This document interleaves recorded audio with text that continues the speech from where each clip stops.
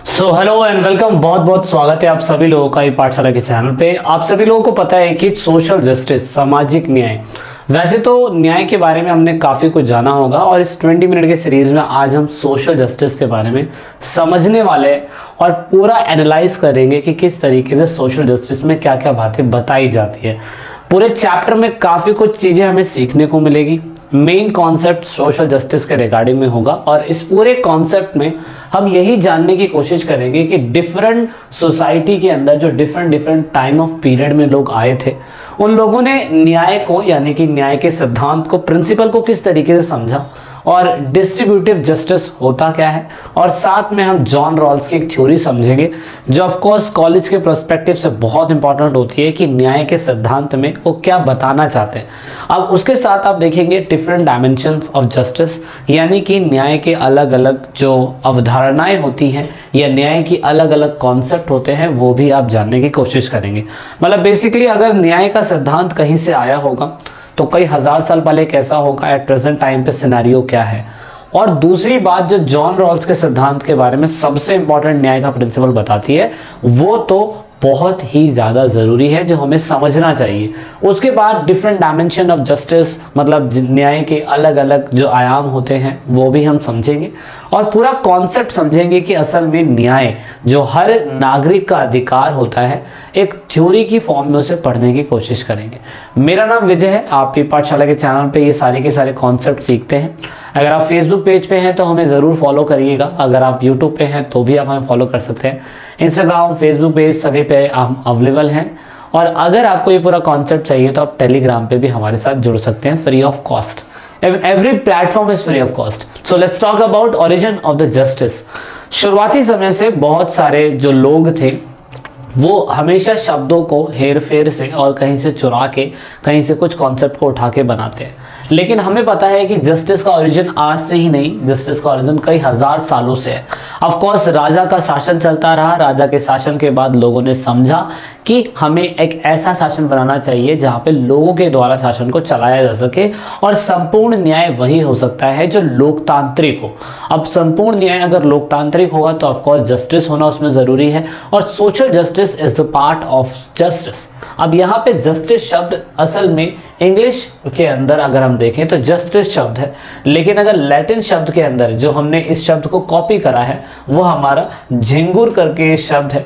जंगुर बोलते हैं इसे, झंगुर भी बोलते हैं, हिंदी में झिंगुर बोल रखा है। इस शब्द से, लैटिन शब्द से बना झिंगुर, उसका ट्रांसलेशन बना इंग्लिश में जस्टिस, देन हिंदी में बना न्याय। तो मेन मकसद यही है, विच मीन दैट टाई और बॉन्ड। मतलब झिंगुर शब्द का मतलब जिसका अर्थ था टाई और बॉन्ड, यानी कि एक तरीके का बंधन। और the aim of the justice is welfare of the nation. Main मतलब ये था कि समाज में वेलफेयर सोसाइटी होनी चाहिए और सभी के अधिकार के बारे में या हक के बारे में सोचना चाहिए। तो वही जस्टिस का एक सबसे इंपॉर्टेंट कारनामा आपको बताने की कोशिश करी गई है। पूरे कॉन्सेप्ट में थ्योरी बताई हुई है और स्टोरी के माध्यम से आपको समझाने की कोशिश करी गई है क्लास 11th में। अब बात कर लेते हैं कि ऐसा तो नहीं है कि न्याय का सिद्धांत सुकरात से पहले नहीं था, प्लूटो से पहले नहीं था और अरस्तु से पहले नहीं था। ऑफ कोर्स पहले था, लेकिन ऐसा कहा जाता है कि समय जब शून्य था जीसस क्राइस्ट के बर्थ के टाइम पीरियड पे, तो उस टाइम पीरियड पे 500 BCE, during this time period पे अलग अलग थिंकर्स आए थे जिन्होंने जस्टिस को एक नया डायरेक्शन दिया और ये समझाने की कोशिश करी कि सही मायने में जो न्याय है वो इनके हिसाब से क्या है। तो न्याय के सिद्धांत को भी समझना हमें ज़रूरी है इनके अकॉर्डिंग। तो सुकरात जस्टिस को अपने ओपिनियन में ये बताने की कोशिश करते हैं कि जस्टिस का मतलब ये नहीं होता है कि अपने दोस्तों का अच्छा करना और दुश्मनों को बुरा करना। जस्टिस का मतलब क्या ये होता है, जबकि वो ये कहने की कोशिश करते हैं कि इसका मतलब ये होता है कि हमारे दुश्मनों को नुकसान ना पहुंचाना। मतलब कहने का मतलब है justice involve the welfare of the people. अब वो किसी भी प्रकार में हो सकता है, जरूरी नहीं है कि अपना अपना फायदा करना है ना और दूसरों का नुकसान करना क्या यही न्याय है, या जिससे हमने बदला लेना है उसको रिवेंज के तहत उसको हराया जाए या खत्म किया जाए, क्या ये न्याय है। तो ऑफ कोर्स सुकरात यानी कि सोक्रेट जो बोलते हैं वो यही बोलने की कोशिश करते हैं कि सही मायने में जस्टिस जो है वेलफेयर ऑफ द सोसाइटी को दिखाने की कोशिश करता है, और वो ये बताता है कि जस्टिस के अंदर हमें जो इन्वॉल्वमेंट देनी चाहिए न्याय के सिद्धांत के लिए, वो हमें पूरी तरीके से लोगों के वेलफेयर के बारे में सोचना चाहिए। जबकि उसके ही अपोजिट में प्लूटो कहने की कोशिश करते हैं कि जस्टिस के अंदर ऑफ कोर्स 3 कैटेगरी बहुत मैटर करती है। अगर आप इन कैटेगरी को अच्छी तरीके से समझ पाएंगे तो जस्टिस उसी के हिसाब से डिसाइड होता है किसी भी समाज के अंदर। बहुत ही डीपली कॉन्सेप्ट प्लूटो ने समझाने की कोशिश करी है न्याय के सिद्धांत में। उन्होंने बताया था कि किस तरीके से समाज में 3 ही कैटेगरी होती है, वर्किंग क्लास, इंटेलिजेंट ग्रुप और करेजियस ग्रुप। 3 समाज में, जैसे कि आप लोगों ने हमारे इंडिया में समझा होगा 4 कैटेगरियां होती थी, है ना। ब्राह्मण होते थे, क्षत्रिय होते थे, उसके बाद क्या कहते हैं आपके शूद्र होते थे, देन वैश्य होते थे, या वैश्य फिर शूद्र होते थे। 4 कैटेगरी हमारे समाज में थी। हमने फ्रेंच के अंदर देखा होगा कि कैटेगरी 3 होती थी, राजा होते थे, नोबल्स होते थे, नॉर्मल क्लास होती थी। सेम ऐसे ही प्लूटो ने अपने कॉन्सेप्ट के हिसाब से समझाने की कोशिश करी कि समाज में न्याय जो है वो 3 ही हिस्सों में दिखाने की कोशिश करता है, यानी कि working class, intelligent group and courageous group. उसमें ये बताते हैं कि ये तीनों कैटेगरी कंट्रोल करती है डिफरेंट फैक्टर्स को। जैसे एग्जांपल के लिए जो इंटेलिजेंट ग्रुप्स होते हैं ऑफ कोर्स वो फिलोसोफर, टीचर या ऑफ कोर्स राजा या डेमोक्रेटेड लोग के सबसे इंपॉर्टेंट हिस्से। और उसके बाद उन्होंने बताया दूसरा कि सोल्जर जो होता है ऑफ कोर्स वो करेजियस ग्रुप होता है, जिसे हम क्षत्रिय बोलते हैं, वो लड़ता है, वो शासन करता है। उसके बाद जो वर्किंग क्लास होता है वो बाद में जाके फार्मर बनता है। और समाज में न्याय व्यवस्था जो होती है हर किसी की, मैं कह सकता हूं कि बिना हस्तक्षेप करे लोग क्या कहते हैं काम करते रहें, उनके हिसाब से ये जस्टिस है। और इस बात तो काफ़ी अच्छे तरीके से उन्होंने अपने रिपब्लिक बुक के अंदर जस्टिफाई करने की कोशिश करी है कि जस्टिस का कॉन्सेप्ट रियल होता क्या है। अब एक और थिंकर थे, फिलोसफर थे, एरिस्टोटल, जिन्हें हम अरस्तु नाम से भी जानते हैं, और कॉलेज के फर्स्ट ईयर सेकेंड ईयर में इनके बारे में काफ़ी अच्छी तरीके से आपके एग्जाम में आता है।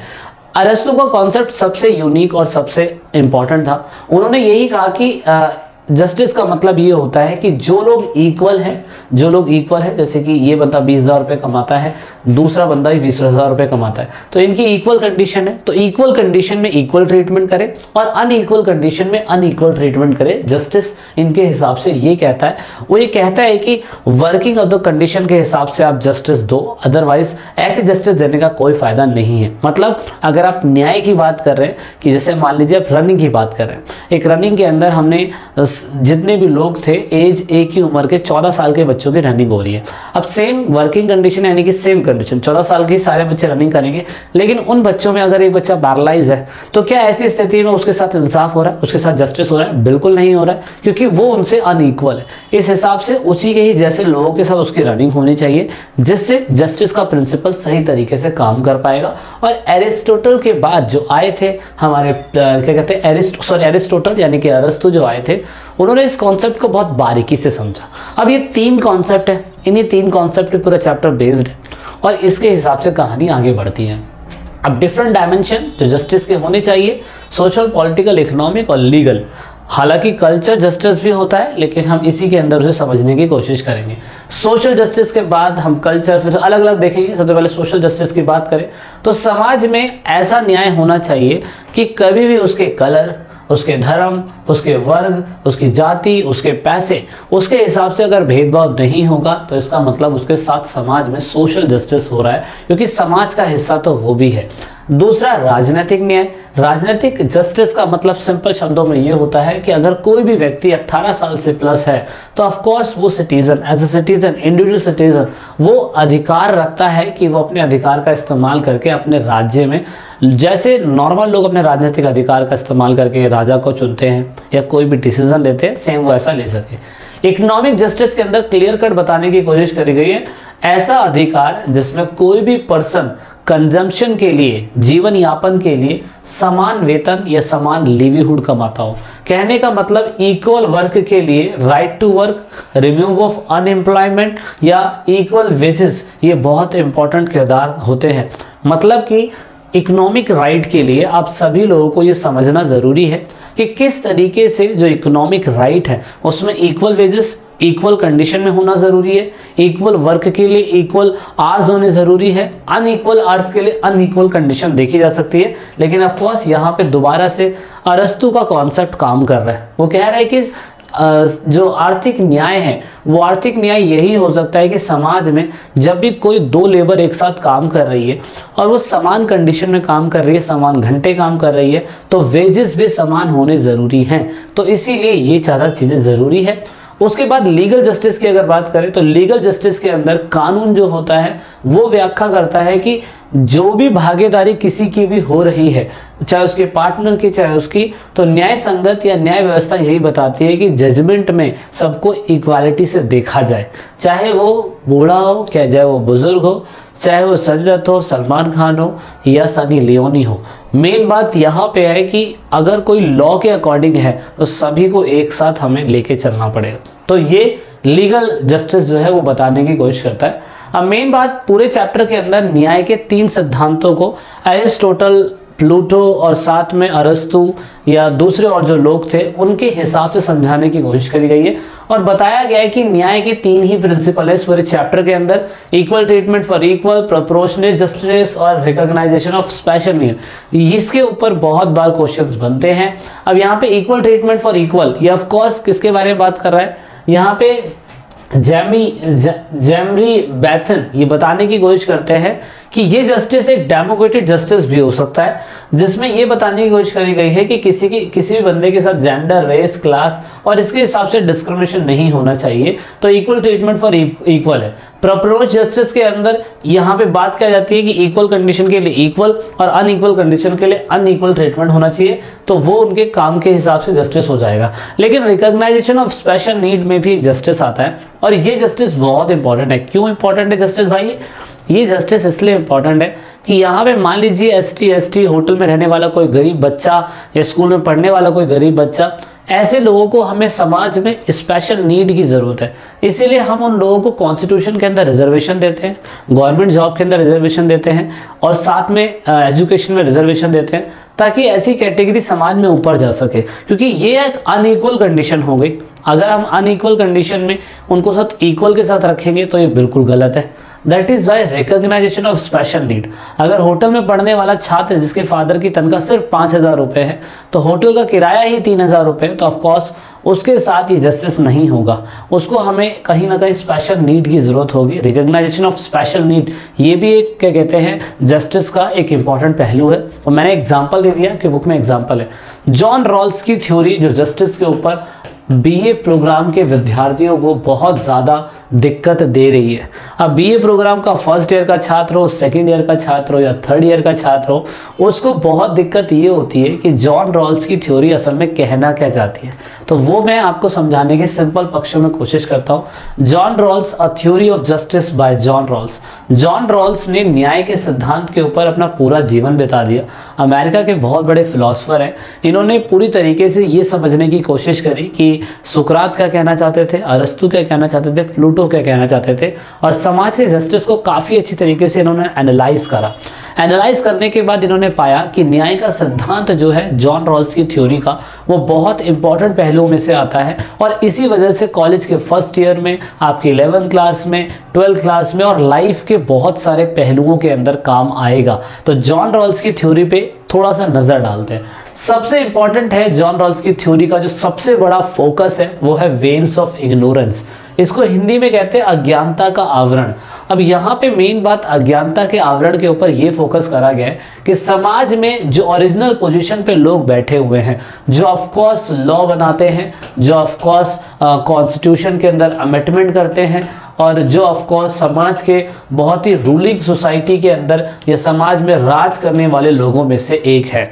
अब मेन बात यह है कि वेल्स ऑफ इग्नोरेंस इन्हें ये समझाने की कोशिश करता है कि आप जो भी लॉ बना रहे हैं, ये उनको ये नहीं पता कि समाज में किस कैटेगरी के लोग हैं। क्योंकि समाज में जो सोसाइटी के अंदर है, ऑफ कोर्स वो रिच भी हैं, वो पुअर भी हैं, वो वीक भी हैं, वो स्ट्रांग भी हैं। तो वेल्स ऑफ इग्नोरेंस ये समझाने की कोशिश करता है कि लॉ बना रहे हैं, कॉन्स्टिट्यूशन बना रहे हैं, लॉ ऑफ कॉन्स्टिट्यूशन ऐसा बनना चाहिए या न्याय का सिद्धांत ऐसा होना चाहिए जो समाज के दीवार के उस पार रहने वाले लोग, चाहे अमीर हो, गरीब हो, लूले हैं, लंगड़े हैं, उन पे इक्वल इम्पैक्ट पड़ना चाहिए। इससे क्या होगा, समाज में न्याय जो है सही तरीके से स्थापित हो पाएगा। अदरवाइज अगर ये क्लास ही ऐसा कोई लॉ बना दे जो सिर्फ अमीर को फायदा हो तो गरीबों को लॉस हो जाएगा, सिर्फ वीक सेक्शन को फायदा हो तो ऑफकोर्स स्ट्रॉन्ग को लॉस हो जाएगा, पुअर को लॉस हो जाएगा या रिच को लॉस हो जाएगा। सिर्फ पुअर के लिए बनाते हैं तो तीनों कैटेगरी के लॉस हो जाएगा। तो कुछ ऐसा बनाना चाहिए, मतलब मेन बात है कि न्याय के नियम तक पहुंचा जा सकता है और भविष्य के समाज में सभी स्थिति और स्थिति को नहीं जाना जाता है। क्योंकि मेन बात यही है कि अगर वो बंदा ऐसे कोई लॉ बना दे जो ऑफकोर्स सोसाइटी में इक्वली नहीं हो रहा है, तो ऐसे सिचुएशन के अंदर पूर्ण न्याय एस्टैब्लिश नहीं हो पा रहा है। तो आई होप ये कॉन्सेप्ट आपको समझ में आएगा। जॉन रॉल्स की थ्योरी सबसे इंपॉर्टेंट यही बताती है। तो advantage of this concept, main बात है कि thinking under the veils of ignorance will help the arriving the system of fair law and the policy. Main बात यही है कि इसका फायदा यही होता है कि वो पूरी तरीके से सुनिश्चित कर लेते हैं कि नीतियां क्या होनी चाहिए, न्याय क्या होना चाहिए, इक्वली बेनिफिट होना चाहिए अपर क्लास, लोअर क्लास के लोगों के लिए, पुअर के लिए, हायर अथॉरिटी के लिए। अब फ्री मार्केट सिस्टम में मुक्त व्यापार सोशल जस्टिस क्या बताता है? मेन बात यह है कि समाज में सरकारी जो सेवाएं हैं ऑफकोर्स उसमें सरकार का कोई इंटरफेरेंस नहीं होता, लेकिन फ्री मार्केट सिस्टम में ये होना चाहिए कि हर किसी के पास इंडिविजुअल व्यक्ति को अपनी प्रॉपर्टी ओन करने का और किसी के साथ कॉन्ट्रैक्ट में बंधने का अधिकार होना चाहिए। और मेन बात यही है कि सोसाइटी कुछ ऐसी होनी चाहिए जिसमें वेजेस, प्रॉफिट, प्राइजेस जितने भी हैं इनका संबंध पूरी तरीके से प्राइवेट कंट्रोल में नहीं होना चाहिए। मेन बात यह है कि जो भी प्राइवेट प्रॉपर्टी होती है, प्राइवेट ऑनरशिप होती है, private hospital, private school, private कंपनियां, मेन बात है कि उसमें सरकार का इंटरफेरेंस थोड़ा कम होना चाहिए, जब भी वो असल में न्याय कहलाएगा। क्योंकि मेन बात यहाँ पे फ्री ट्रेड का मतलब, फ्री मार्केट का मतलब उन सभी लोगों के लिए है जो प्राइवेट बिजनेस ऑनर है, जो ऑफकोर्स मार्केट के अंदर ये करना चाहते हैं कि जो अच्छा काम करेगा तो ऑफकोर्स वो कंपटीशन में बना रहेगा और जो अच्छा काम नहीं करेगा वो कंपटीशन से बाहर हो जाएगा। तो मेन कॉन्सेप्ट क्या है इसमें फ्री मार्केट ट्रेड के अंदर बताया हुआ है। अब इसका फायदा यही है कि सोसाइटी के अंदर इक्वल सेक्शन ऑफ सोसाइटी काफी बढ़ेगी, लोगों के पास बहुत सारी चॉइसेस होगी और यहाँ पे बेटर मार्केट करने के लिए सर्विस और अच्छी करी जाएगी। इसीलिए निजीकरण जो है अब देश के अंदर बहुत तेजी से बढ़ रहा है और ऑफकोर्स कोई स्लेव बन रहा है, कोई गुलाम बन के काम कर रहा था, उस स्लेवरी सिस्टम को भी खत्म करा जा रहा है जस्टिस के अंदर। तो दोस्तों इस पूरे जस्टिस के कॉन्सेप्ट में इतना ही है। वीडियो के अगले पार्ट में आपके साथ जरूर मिलेंगे। इस कॉन्सेप्ट में जस्टिस के सारे कॉन्सेप्ट को हमने समझने की कोशिश करिए। वीडियो को एंड तक देखने के लिए बहुत बहुत धन्यवाद। जय हिंद, जय भारत। लाइक से सब्सक्राइब जरूर करिएगा। This is it in this video.